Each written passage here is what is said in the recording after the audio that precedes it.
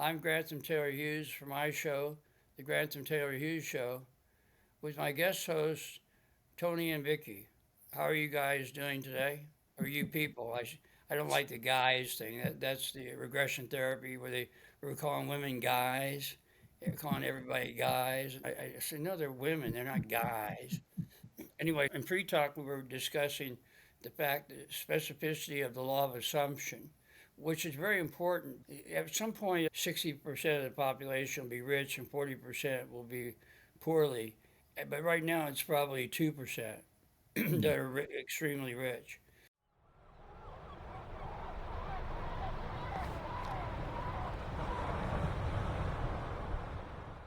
We can up that by being more specific about the law of assumption. I think people get it wrong most of the time. We were talking about ambivalent terms like increase and more because that's implying that's less, and increase is implying you have a decrease, okay?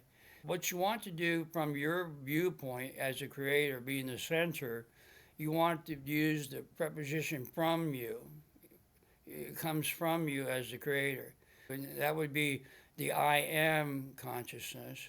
So that means I am in that state and it's coming from you by virtue of using that particular verb, I am.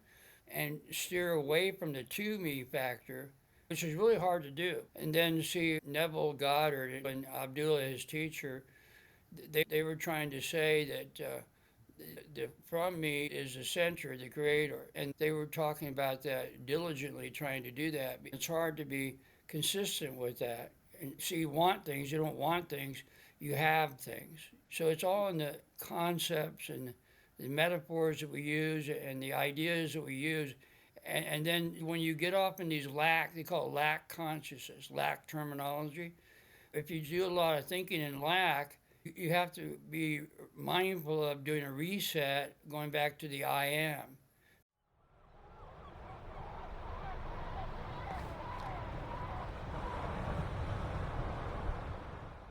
So daily, people have 72,000 thoughts per day.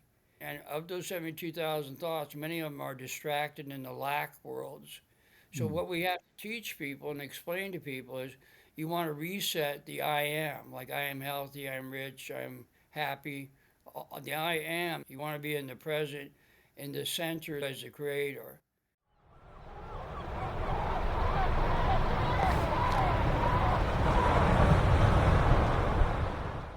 And therefore, being consistent with that is very hard because if you look around, people aren't necessarily rich. They have these residential areas with these houses, maybe are say 4 or 5 thousand square feet, and they think, oh, this is really a fabulous place. Well, is it really? Is it Versailles? Is it a castle? People can have an empire anytime they want, but people settle for things. They settle for less. Just like in their life, they settle for 100 years and they're out of here. There's a lot of things that people are settling for, and they don't have to settle. There's plenty of room for everybody. And remember, Tony, we were talking about it was a time and space problem. Like when you have a space problem, there's competition. But if we open up the borders to the concept that we have a DNA universe, that needs to be talked about a lot because people don't understand. They think they're on a globe, they think they're on a ball in space, Mm. and that limits the landmass. Therefore, everybody can't make an empire because there's no room. Mm. See, but if there's plenty of room, people can have anything they want and they don't have to compete with people.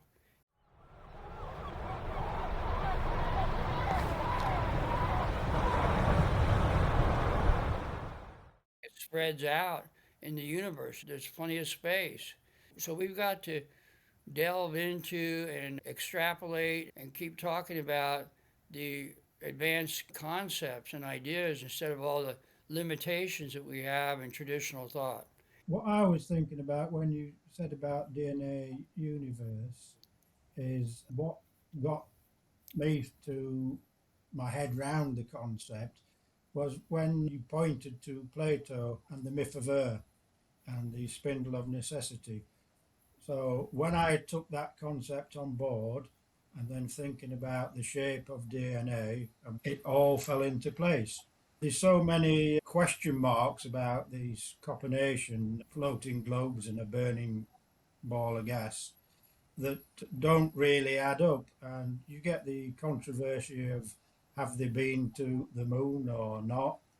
And then when you look at the little moon lander, you think, how did they get the golf trolley they were running, trundling round on the moon into that small little space? It just doesn't make sense. Well, see, because remember we talked about they get billions of dollars to continue with faulty concepts. They don't have a Mm, concept, and so they got to continue with the concept they do have. So if mm, they had better concepts, then they would actually be able to create a better civilization or technology.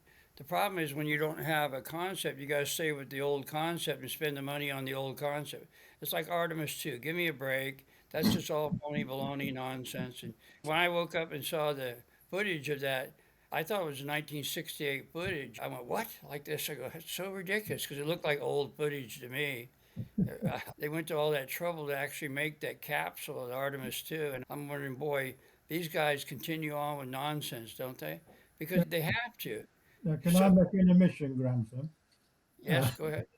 I didn't actually watch Artemis or read about it. I just knew it Oh, makes sense to me. I look at these things, but I cursorily do it. I don't really delve into it in depth because I read it real fast anyway. Actually, I probably know more about it than the people that are actually doing it because I read quickly and comprehend things and then see into their faulty thinking and ideas. It's just amazing how absurd these things are, and they have people believing all sorts of. That's why I talk a lot about economic demolition. If the building or whatever you're doing is not turning a profit, they have to get rid of it, see? And Mm, they do it quickly. That's why they knock down buildings and what have you. And when they did the Twin Towers and Building 7 in New York in 2001, they were filled up with MT 103s, all this money. It's like in Vatican City, they have a vault that has all the AQs, the European currency units, that never got down to the size of the dollar bill. They stayed with 8.5 by 11-inch papers and they're all the ECUs. That turned into the euro after a while. The ECU, all the ECUs are in this big vault in Vatican City. It's just like the clearinghouses in New York now. They have One World Trade Center. They're filling that up with paper. They'll have to knock that down in about 40 years too. So, mm. so next time, people maybe well maybe we'll be in a golden age. We won't have to worry about it.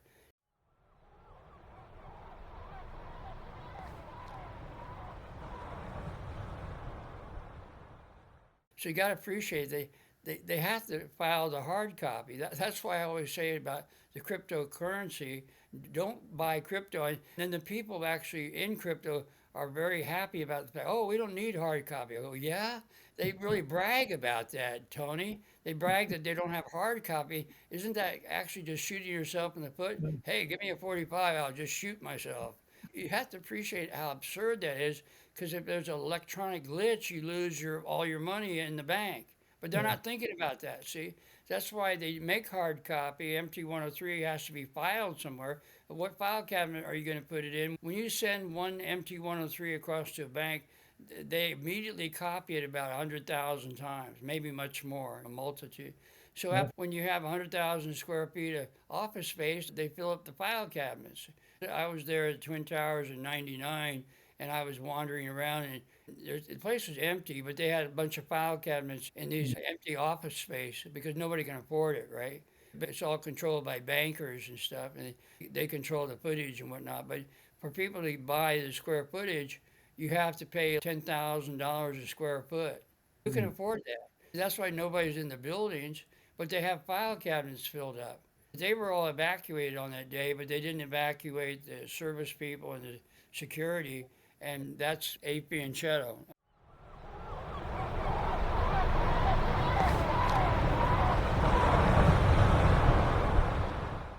And I'm against that. They should evacuate everybody when they're going to do the economic demolition. But I just think that people shouldn't be expendable in the process. That's why I'm against that part. I don't think any man, woman, or child should ever be expendable for anything. They have value because they're an indomitable spirit, their eternal soul. I know all this drug business that's going on is making people a bunch of idiots, but you can defend. Well, everybody should know that if you invoke the tiger, it'll scare the THC entity away, the negative entity. So if you do this, oh, They run away. They go, help, help, like that. So you're being attacked by THC monsters. Just you invoke the tiger. Yeah.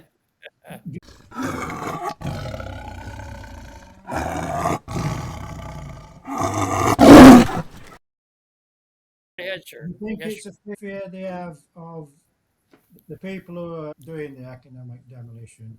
They also have a fear of bringing it out public in that we'd start to think, hang on, what are these people doing? Why are they doing it? And we'd start to question it. Whereas if they were honest about what they were doing, Yeah.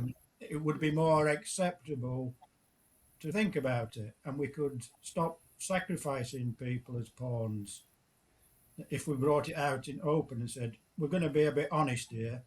We're going to talk about what happened in 1930s, that there was a world bankruptcy. If you bring it to the table and give people truth, then people wouldn't be thinking conspiracy theories. They know they're hiding something, but it's going through their mind, what could it be? So you get all these conspiracies. Whereas if we come out and we told truth, then people are going to know, and there'd be no sort of thinking, what's he hiding? Well, you see, that's the interesting thing about exploration and conversation. We know this big deal is wisdom, knowledge, there's knowledge, wisdom, and I realize that wisdom articulates knowledge. It's a Mm. speaking process.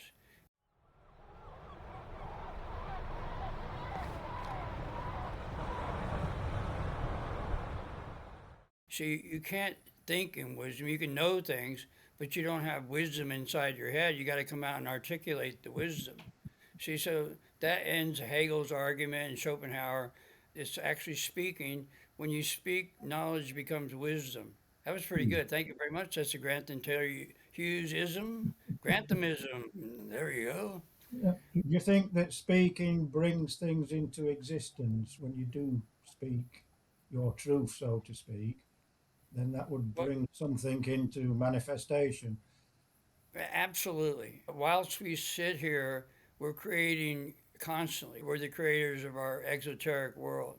See, Mm. so if you change your concepts, it changes the ideas in front of you. See, but the problem is people are trained in certain conditions. We have a lot of conditions that are incorrect, like the whole physical body, just everything. It's a big mess. That's why my teacher called it the mess worlds. And in Scientology, they call this too the matter, energy, space, and time.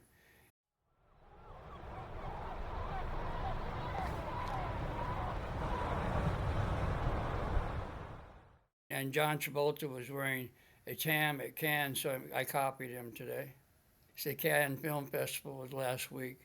But anyway, if we remain consistent with the law of assumption, and like you said, the language actually concretizes, because if we're the creator, what are we creating? Even Neville mentioned about you got to be careful what you rehearse. If you Mm. rehearse lack, you're going to get lack. And he was making a comment on assume it is yours, is one of his podcasts. He said, don't rehearse this, don't rehearse that. I told my wife, I just won't show up for rehearsal.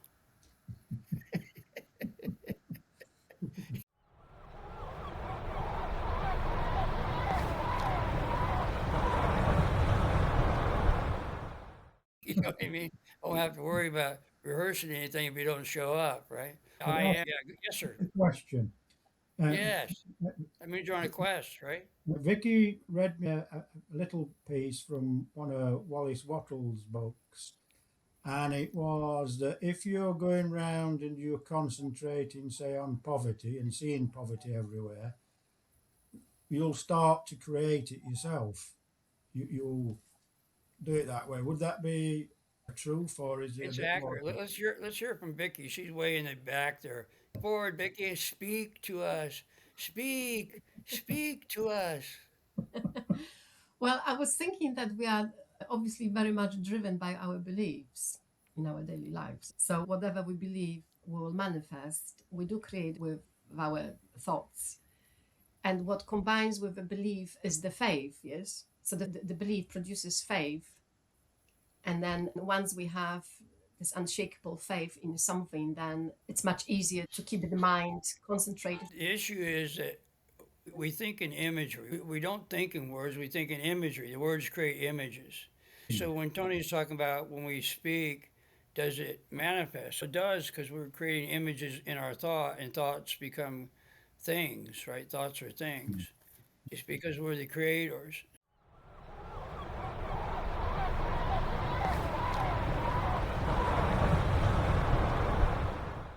So that's why you got to be real careful about what you think about.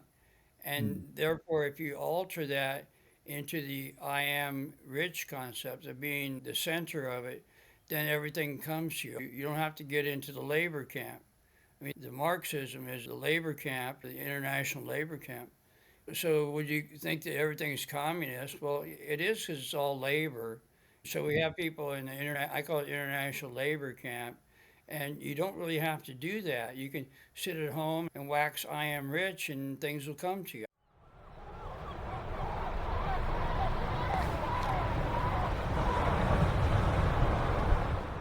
People say, well, that's really ridiculous. I need to get a job. See, that's the problem. People think they're running out of time. Remember, we were talking about in the conference call yesterday that when you talk to people, and people can actually agree with this, everybody's on their bicycle going somewhere else. They're always going somewhere else. And I'm always saying, just relax, stay here. You don't have to go anywhere. So it's people need to spend the time to get the right concepts. They need to learn that what they've been doing in their life, if they're not wealthy, if they're not healthy, that they've been performing the lack consciousness.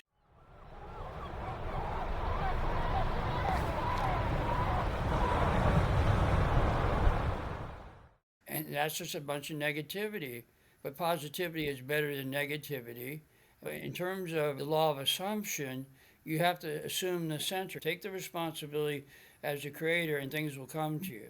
Okay, if you're living like a troll under a bridge and have no money, then just get into I am rich, and eventually it'll come to you. I was talking about that very wealthy people that are thinking in lack they'll lose their empire, and they won't know why they lost their empire. It happens all the time, daily. Banks fail constantly as we speak. There's a lot of failure out there they don't want to talk about, see? But a person that's not down on their luck, when they start to wax the I am concept, will soon be in that position. But then you got to maintain it. There's got to be a maintenance there. You can't just stop doing it. If you don't do the maintenance on it, you're going to lose it. So it's like any discipline. We were always talking about doing 90-minute yantra in the past. Remember you said that? And everything comes to you. When you're doing yantra, you're in the center and everything's coming from you. You see what I mean? So we're changing things to the law of assumption, acting as if the wish fulfilled a long time ago, but I didn't really get into that, so I was doing some lack on my side of the board. The people who were explaining it weren't that well off, see, so it was a lack of credibility sometimes. See, so when you actually get on board with it and you're confident with something, it will manifest.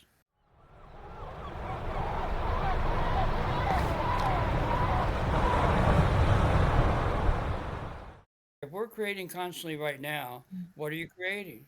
What are the concepts that you've had in the past that come forward and they call it karma?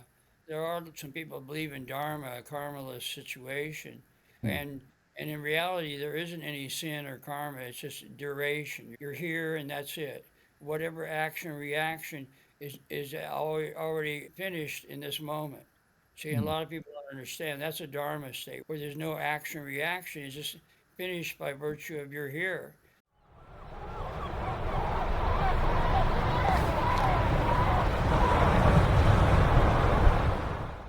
Yeah, go ahead, Tony.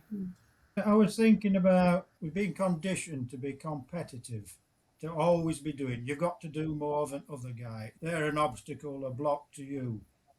So we'd get a more cohesive, peaceful community if people drop that competitive element, knowing Yeah, that they that's could right. create. Right. The competition is just because of the space issue. Once Yeah. we open the borders, there's an unlimited space. That's the end of competition. See, until we do that, until we get into the DNA universe, there's always going to be competition.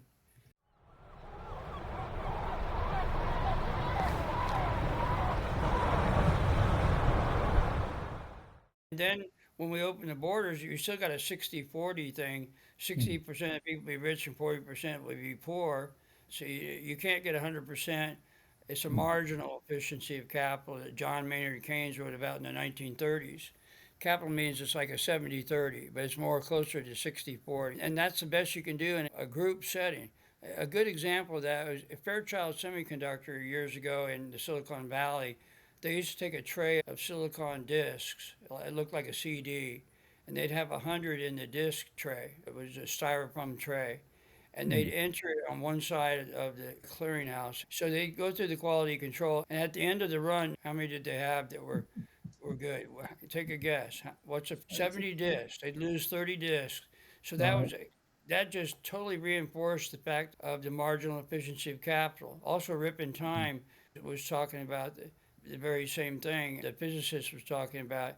I told you about that movie Rip in Time. It's reinforcing what we're doing with the yantra work in terms of the time travel and what have you. You travel with your eyesight. Mm. So this idea of 60-40 in reference to what you gain by doing the I am, it comes back to 60% of your estate. You're giving out 40% of your estate. That's a Mm. natural occurrence of your energy. And you Mm. learn about that, see? And it's Mm. very important.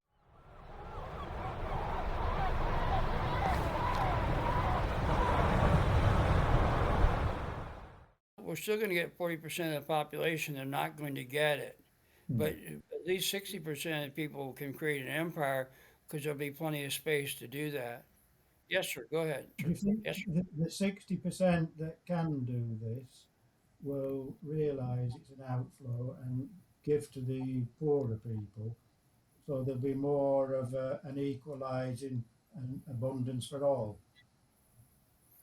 Talking about the law of assumption, the 60% will get it. See, but Mm. right now, I told you there's only 2% of they're Right. wealthy in the world, considered wealth, like billionaires. Yeah. $1 million is not much these days. It's still an entity. If you become a millionaire, you're part of a club. Right. There's an entity.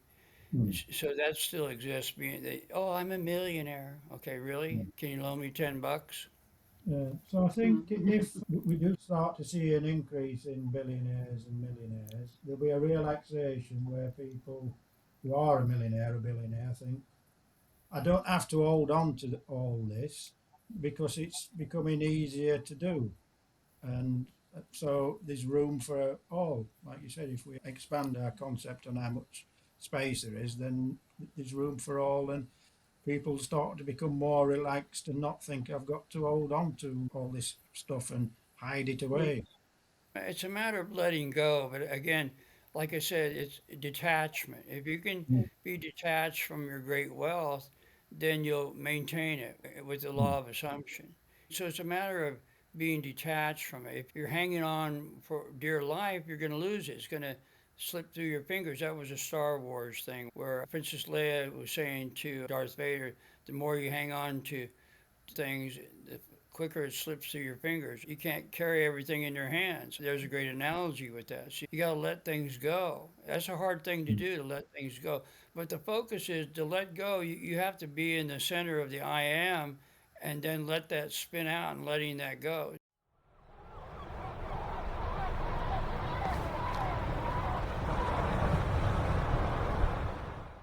Individually, you have a different viewpoint, Yeah. extremely different viewpoints. We got to compromise. If we don't have Mm. common ground, we don't have society. We can't just stay individual, be unique, and be anti to everything because that's antithesis. We have to Mm. synthesize things in society as much as possible. But when we're using logic, we've got to spend the time to allow people to pass out. You see what I mean? We don't do that. Everybody's got to go to work. You got to go, I got to get a job. So we need to have a forum in society where people can talk till they fall asleep. We don't have that, see? People gas out. Like Socrates, they used to have these Bacchus parties, drinking wine. Everybody's drunk. He's drunk too. He's going on dissertating until everybody's asleep, and he finally falls asleep on a heap of bodies. They're all asleep in the forum, right? So we need to learn how to communicate and be confident with our words. We need to be confident with it, to be concerned about not having terminology. Terminology will come. You have all the terminology on the inside from past lives when you're an expert in vocabulary. It all comes from the inside. Remember, we talked word the flute, and we got to play our song. And that's it. See, and that's why we're here on this forum to do horizontal politics and talk about pretty much anything. Why not? We have the knowledge to do that, and people want to hear this. It's pretty exciting, I think, to be able to have a place where Yes. people can come and be comfortable with what's being said. And if they could do Q&A, they could say pretty much anything they wanted to. So go ahead, get a word in edgewise, Tony. What I was thinking is, I like Socrates. He questioned everything, didn't he? He didn't just accept what people told him as being the truth. A mistake though. See, Tony, he was bringing down the powers. They would talk and they run out of gas, right? Plato was the self-realized. Socrates was his teacher, Right.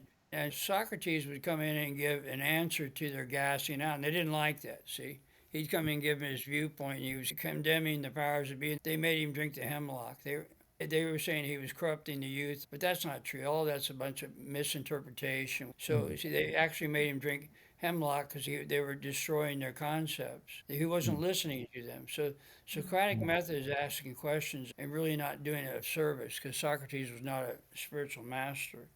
To be a master, you have to have benevolence. He was pretty malevolent about that, and that's why they killed him.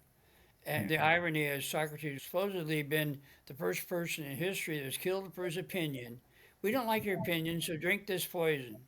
Yes, ma'am, go right ahead. Make my day.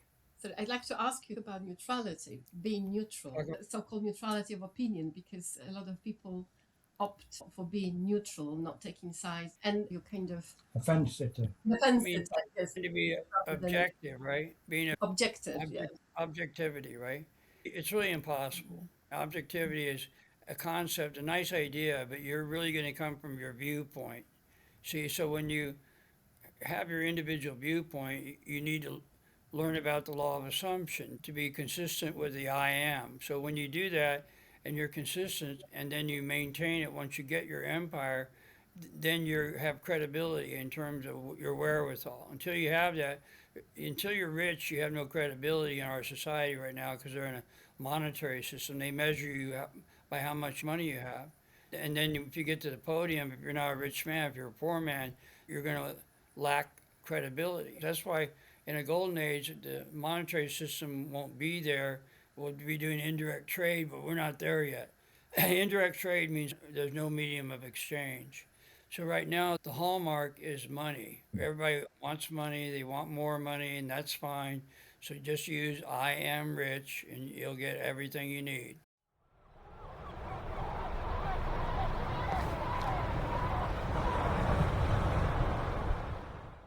Anyway, we got to go, folks. All right, so everybody have a great day. This is Grantham Taylor Hughes for my show. Have a wonderful time, and bye for now.